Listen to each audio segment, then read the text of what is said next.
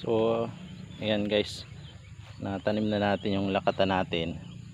Bali mga 2 araw ko na siyang nasaha.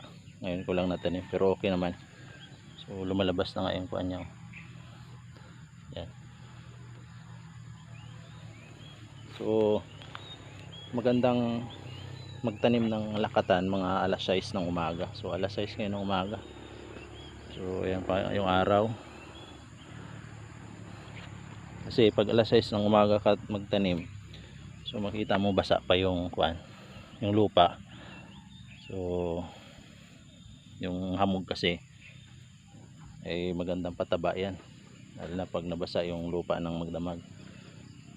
So tulad nito, isang basa pa talaga siya. Yan ang hamog.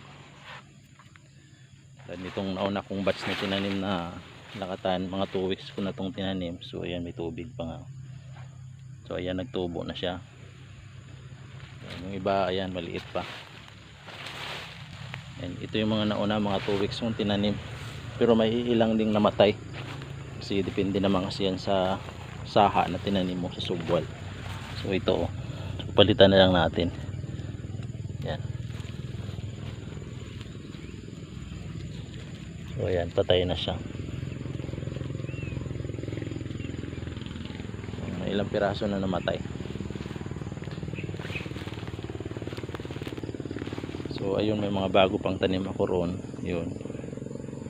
Tapos yung iba yan, tubo na. So mga nauna to ng mga 2 weeks yan. Yan siya. Yung isa. Tapos yung iba malalaki na siya. So yan, yung iba malalaki na. Punta tayo dun sa kabila. Yung mga nauna kong natunim.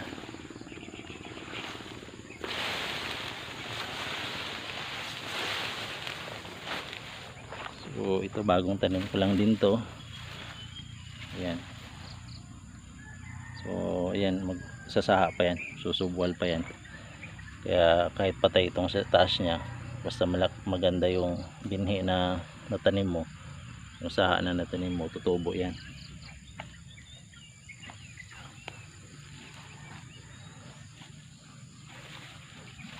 So ayan, basang basa pa yung dahon.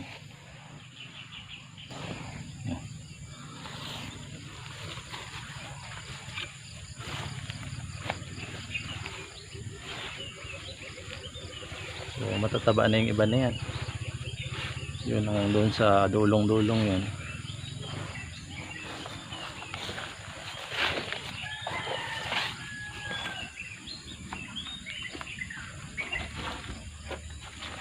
So maganda, tumigil na rin yung pag-ulan. Nung mga nakarang araw, yung mga may low pressure, tuloy-tuloy yung ulan. Kaya yung dahon, bumibigay din yan. So dapat tanggalin yung mga patay na yan, na dahon na patay, para hindi kumalat. Yung iba natanggal ko na rin, pero may iba pa tulad nito natanggalan ko na. So tulad doon, natanggalan ko na siya. So mayroon pang mga natirang namamatay yan. So dapat tanggalin yan, i-delete natin yan.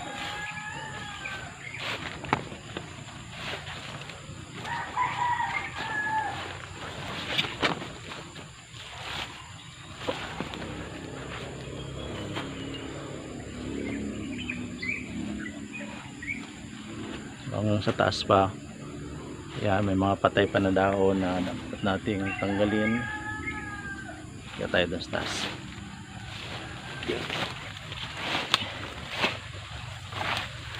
So, tulad nito, hindi pa natin natatanggal.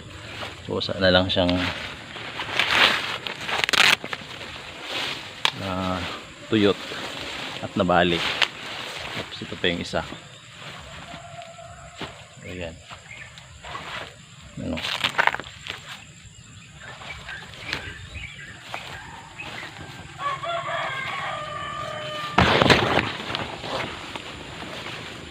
Wala to lakatan guys, pero may mga tanim din akong latundan. So, tulad nito, latundan to. Maliit pa, pero lalaki rin yan. Tapos dito sa baba, yan, latundan din to. Tapos may dalawang senyorita ako na tanim. Arnibal tawag dito sa amin. Ito yun siya. Tingnan mo, kakaiba yung dahon niya. Parang mamula-mula. Parang orange. Iba yung dahon ng senyorita.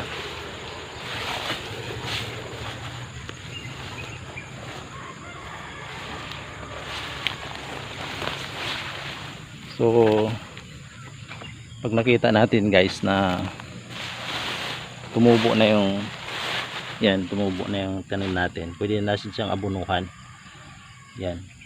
Pero kung mataba naman yung lupa nyo, kahit mga 1 month mo siya bago abunuhan, tulad ng dito kanina maraming bulati yung lupa. Malalaman mo pag mataba yung lupa kasi mabulati siya, ang lalaki ng bulati, tapos medyo maitim-itim yung lupa. So tulad na itong tinaniman natin kanina, so ang ganda talaga ng lupa rito. So matagal kasi hindi na tiniman kasi tingnan mo naman yung mga damo yan, bali dekada nang hindi nataniman o mahigit pa, kaya ganyan nakataas yung damo, sobrang taas na talaga. So ayan lang guys, mga konting idea lang sa inyo na mas maganda magtanim ng pananim natin. So mga alas 6 ng umaga. So pag gumising ka ng mga alas 5, uminom ka lang muna ng mainit na tubig, hindi kaya magkape ka. Tapos huwag ka muna kumain ng kanin, pumunta ka muna sa mga pananim mo, magtatanim ka para mapasting yung kinain mo sa gabi. Mas maganda kasi kumain ng almusal mga alas 9 na ganyan, alas 8, para matanggal na talaga yung mga toxic sa katawan mo at mag-diet ka, makapasting ka. Mas maigi mainit na tubig lang, tapos lumabas ka na, magpapawis ka na, tulad sa ginagawa kong ito mga alas 7 kasi ihatid ko yung mga anak ko sa eskwelahan kasi alas 7:30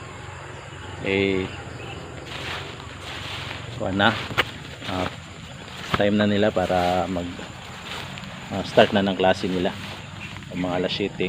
So pagkatapos ng tanim ko ng mga alas 6 ang oras lang ako dito, so uwi na ako ng bahay at magtatanim na. So ito mag alas 7 na, kaya uwi na muna ako.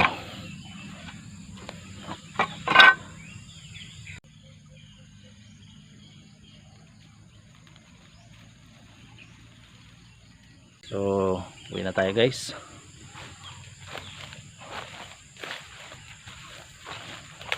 Para medyo maaga pa makaligo pa tayo bago umalis. At kinder kasi yung kuan ko, yung bunso ko, kaya hindi ko pa maiwanan. 3 oras yung klase niya, hindi ko maiwanan pa. Siguro pag grade 1 maiwanan ko niyan at makapokus na tayo sa pagpa-farming natin. So dito guys, yan malalaki na talaga dito mga una kong tanim. So ayan siya.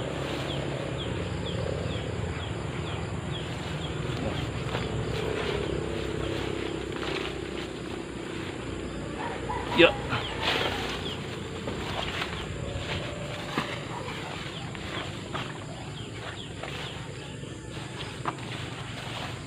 So susunod guys, subaybayan na naman ako. Tulungan tayo sa pagtatanim natin ng lakatan.